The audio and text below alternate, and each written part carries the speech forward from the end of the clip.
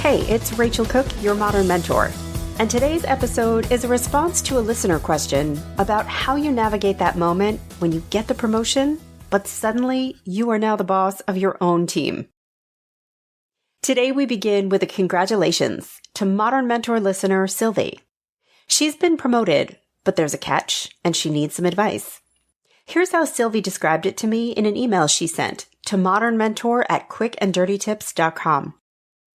Hey Rachel, I've been on an account management team for 3 years. We're a small team and sometimes it feels like family. Our boss left the company a few weeks ago and I've been promoted into his role. I'm so excited. I've been wanting the new challenge, but now my colleagues, my friends, have become my direct reports and I'm their boss. I want to be successful in the role, but I'm worried my team will resent me or just not see me as a leader. How can I step into this role and make it a win for everyone? Sylvie, thanks for the questions, and congratulations again. I've been in your shoes and I've coached others through similar transitions. So let's talk about some strategies you can use to build trust and credibility and deliver some amazing results through your team. First, own the awkward. This situation isn't uncommon, but it can be awkward. And the worst thing you can do is try to hide or ignore that reality. So start by just putting it out there. Let your team know you're so excited about the job, but this is a big change for everyone, and it will take time to adjust to the new dynamic. What are you most uncertain about? Maybe you're worried they don't think you're ready for the job, or that your friendships will fade. Let them know what's on your mind and invite them to do the same. A shared sense of discomfort is something you can all watch for and manage together. I was 27 the first time I landed in this situation. I spent my first few weeks in the role just pretending the awkward away, which is vaguely like ignoring a gentle case of appendicitis, assuming it will just pass, until your appendix bursts. In other words, it is not a great idea. So finally one day I pulled the team together and I said, hey, listen, this is a weird moment for me and I'm sure it is for you too. I'm uncomfortable suddenly being the boss. We have always been peers and I have a lot to learn about how to do this well. I want to hear what this feels like for you. Let's just put it all out there. We ended up having a great conversation, laughing together for the first time in weeks. But we also articulated some of our biggest concerns and anxieties, which allowed us to address them together. So Sylvie, start there. Fly your awkward flag and invite your team into a conversation. Next, harness a collective excitement. You're excited about the new job and surely you have ideas. But probably so do they. And one of the most powerful tools in a leader's toolbox is listening to what's on their minds. What has them excited?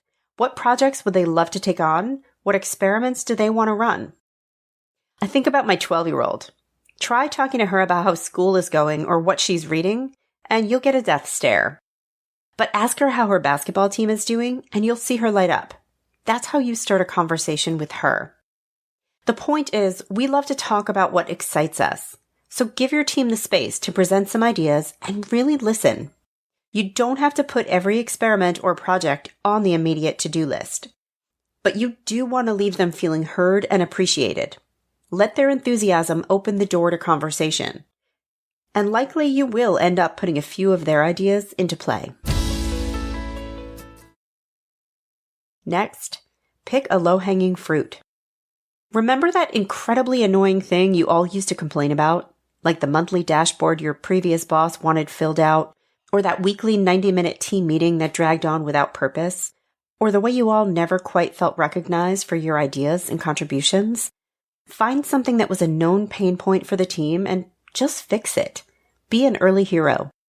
Tossing out or streamlining that dashboard, establishing a simple practice of recognizing everyone's top 3 achievements of the week, these are changes you can implement quickly and simply. Small early wins earn you trust, and trust is the foundation for high-performing teams. Next, invite feedback. Remember the first time you got on a bike or put on rollerblades or baked chocolate chip cookies? Also, remember the scrapes, bruises, and small kitchen fires you had to contend with shortly thereafter? We rarely get things right the first time out of the gate. The beautiful thing about moving into a leadership role is that you don't usually need a helmet. And you don't need to wipe out to learn how to be great. Your team is there to help shape your approach. but it's on you to ask, listen, process, and respond. Early and often, ask your team what you're doing well and where you have space to improve or evolve. Of course, it's great to know what's going well, but the real insight is in the critical. And the way to unlock the critical is not to ask, hey, is there anything I can be doing better?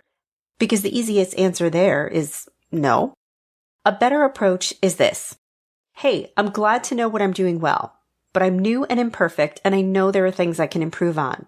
It would be incredibly helpful if you could give me 2 to 3 things I can focus on in service of growing my leadership capability. That small shift from asking if to asking what you might improve is often the key to insight.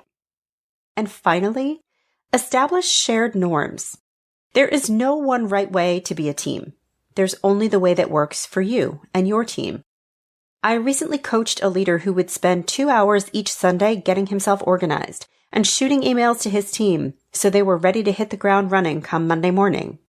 For him, this was a strategy he believed was setting everyone up for success. Turns out, when I spoke to his team, they interpreted these Sunday emails as signals that he thought they should be working, and they resented him for it. The leader was mortified to learn that his intent and their experience were so mismatched. He's shifted his approach, so now he schedules his emails on Sunday to be sent on Monday. Simple fix, but only able to be achieved because a conversation happened. The key is to understand which norms serve your team and which deliver negative impact. Invite your team members to share their preferences around communication or meeting norms, how they like to receive feedback, and how they best collaborate. And offer your insights in return.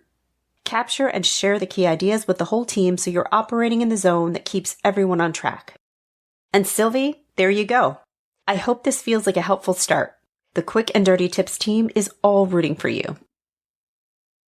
Follow Modern Mentor on Apple Podcasts, Spotify, or wherever you listen to podcasts. And follow me on the Modern Mentor podcast page on LinkedIn. You can also check out my website at leadabovenoise.com. Have a question I can answer? Shoot me an email at modernmentor@quickanddirtytips.com or leave me a voicemail at 201-632-5656. Make sure you tell me if it's okay if I use your voice on the show. Thanks so much for listening to today's episode. Join me next week for another great conversation. And until then, have a successful week.